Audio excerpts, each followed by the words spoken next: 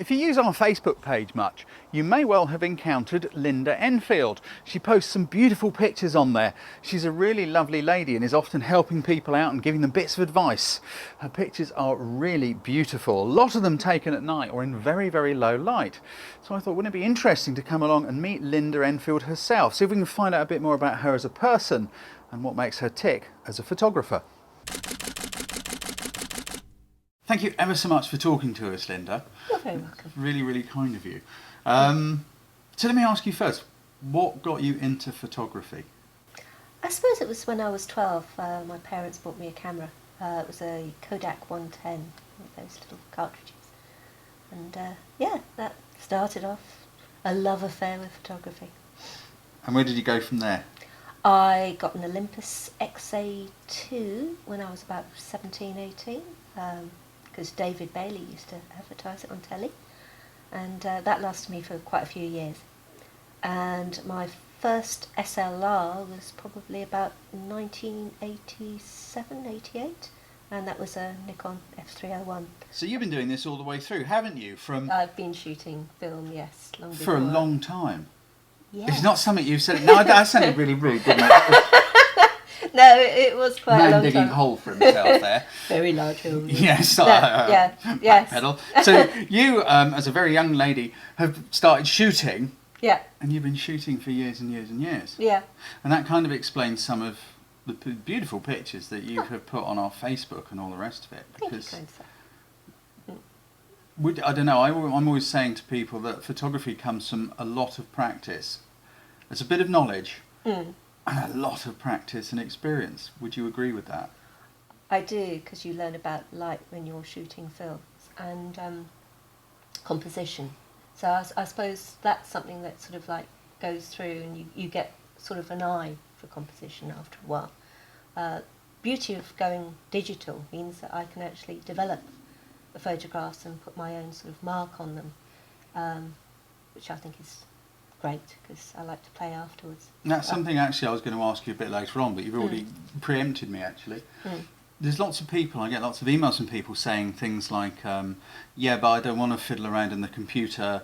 How do I just get a picture to look like that straight out of the camera? It's like when you used to sort of take it to Boots or, you know, Happy Snaps or whatever it is. They used to actually do the development for you. So, you know, they had their settings. Even if you look at somebody like Ansel Adams, when he used to develop his photographs, he'd used to, you know, sort of do about 30 different changes on there, just to make sure that, you know, he dodged and burned to make sure that he was emphasising the bits he wanted to. So it's been around forever, hasn't it? It has. It's not something new. It's not sort of cheating. It's not... Post-production has always been there. It's just part of the image-making process. And it's what makes the photograph yours, because you're actually putting a little bit of, you know, the photographer into it, which I think is great. You personalise it, and I think that is just so important. Otherwise, anybody can take a snap. If anybody, you know, if you're taking a photograph from the viewpoint, it's just going to look like everybody else's. Absolutely, yeah. So, you know, and it's kind of like you put all that work in, learning about composition and light, and you think your way through stuff. You kind of assemble all what I call my 7 building blocks and all that stuff. You put it all together and you shoot this pitch. You put all that work and effort into it, and then you hand it over to this soulless piece of technology to create your picture from it.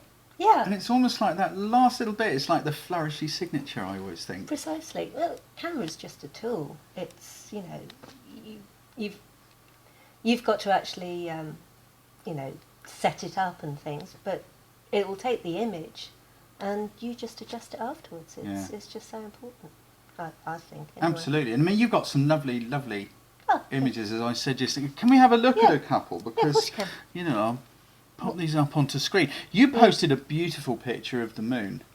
Yes, the other night. Yes. The other day. That one. That one. Yes. That is, because I mean, the moon is not an easy thing to photograph, is it? Not at first, but it is afterwards. It's like everything, isn't it? It's like students make really easy things hard. Yes. Things are always hard. Walking was difficult once upon a time. And It now still most is. of us make walking hard. I haven't actually myself. But it's like, especially in the eyes. You practice, you get used to it. I mean, this is such a beautiful image. I mean, I love, there's such clarity in the moon and that movement in the cloud which just fits perfectly in the frame. So I got to ask, so is this a crop? Did you crop into this to sort of get that cloud composition, or is it pretty much as you were looking? How did you take your picture? Actually, that is 2 images because it's very difficult to actually get. I can show you actually. Where am I? So, basically, I took a shot of the moon. That was the actual clouds and the moon, because I wanted to get the cloud formation, but as you know, the moon is incredibly bright. And then I just took some shots of the moon. Dropping things. So it was basically a merge of the 2 images after I. This is another thing for post-production, isn't it? Because Yes. you can't. The moon is very, very bright. People think it's dark, and it isn't, is it? It isn't. If you expose the moon correctly, then the rest of the sky is going to be completely black. And this was taken at, was it 5:05 in the afternoon? So it was the lovely, beautiful blue time. So that was taken at 5:05 in the afternoon. Yes. The sky was shot at the same time. Yes. It was. It's just that kind of like, it's almost magic. Yeah. That's why you've still got the blue in the sky, isn't it? That was the actually original one. I just had it focused up there. I shot it manual, and I just adjusted the exposure. That was, if I remember rightly, that was about 5-6 seconds, I think it was. But the actual moon shot was something like 1/16. That's 1/16, and you must have had a smallish aperture and a very low ISO. Oh, it was ISO 100. I tried to stick to that. It's an amazingly bright thing, isn't it? It is. Talk us through a couple more of your was images, because I'm really interested in what inspires you as well. Let's show. Yeah, sure. Right, probably best to go back to Flickr. Any particular one you want to No, go through? choose something that you're really pleased. I like that. I like the colours. I like this orange. Oh, that was just me playing around. As usual, that was just just bokeh. me playing around. So look, Yeah. That was a while ago, that one. you see there's some lovely colours going in there. Yeah, that was quite, that was wide open, the aperture, just so that I could get the bokeh in the back. Absolutely I just lovely. want to see. So what is it that inspires you to take pictures? What is it that has driven you since being, a kid? I suppose I like to capture the moment. That I suppose that's the main thing. I like to travel and things, and it's a record of what goes on. So that's the main reason. And since I've gone digital, I like to try and push myself to try and learn more and more and get better at it. I do like night photography. That is the long exposure. It's great fun. I get really excited when there's a full moon, as you probably know, and also when there's a meteor shower.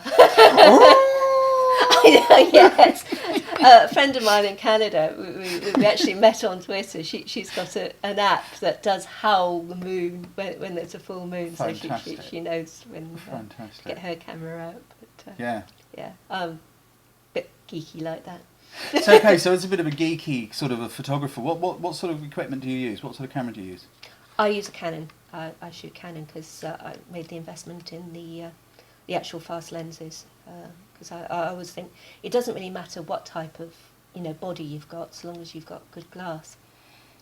And I like fast glass because I shoot long exposures at night. Absolutely. And it's kind of important. Yeah. So I've got f2.8. Most of my lenses are, and sort of range from 1635 up to 200, and I've also got a doubler, so that means I can go up to 400. Hence the moon shots. Hence the moon shots. It just gives you that little bit of extra magnification without having to crop in, I guess. Yeah, but you do lose a couple of stops of light, but it doesn't really matter too much with the moon because you've got to sort of up it a little bit. So I generally shoot it about f11, something like that. That's absolutely. Try and make it quick because you've got the movement as well, so you've got to make it quite a quick exposure. Absolutely. We should. I tell you what. I don't know if you'd be up for it. We should go and do I'll get you to do a little moon tutorial film or something with me. Yeah, Would yeah. you want to do that? Yeah, That'd be it'd be really fun. cool. I'd really like to do that. That would be brilliant. Yeah, you need the weather for it. You need a nice clear sky. Absolutely. Because Yeah. last night was a full moon, and it was a bit of a washout because it was just heavy cloud. So I was a bit gutted. Over the time you've been shooting, how much time do you reckon you spend in a week doing photography? Perhaps not shooting that much, but learning about, because I just have to sort of like keep feeding the brain at the moment, sort of more and more tutorials, especially Photoshop. I'm still a bit of an amateur at Photoshop, so, and try and sort of like get lots of notes down on there. Because when I first opened Photoshop, it frightened the living daylights out of me. I think it frightens everybody. Yeah, because it was quite complex, but you know, once you get into it and understand the layers, it's fine. But there's so many different ways of actually doing things. It's in like Photoshop. photography, isn't it? People say, what's the correct way to make an exposure? Well, there are many ways to roam. Precisely. You could use aperture, shutter, manual, you can fiddle with your ISO, you can fiddle with it whatever you like. It's Yeah, like, it's a triangle, which you just have to adjust, you know, each one until you get the right exposure. But going back to Photoshop, Photoshop's massive, isn't it? Absolutely huge, I don't yeah. think anybody on the planet knows everything Photoshop does, or the number of times I've spoken to another photographer who said, oh, I did it in Photoshop. How do you do that? And they do, oh, I never thought of doing it that way. I do it this way. We all... Yeah, it's a different method. It's the way that you learn to start off with. Sometimes there's quicker ways, but, you know, stick to where you're happy. Yeah, because there's so many different ways, as you mentioned. And I mean, I to get notice you use Lightroom as your RAW processor. Yes. Lightroom, I do, I suppose, about 80-90% of my work in Lightroom, because it's such a brilliant tool, really.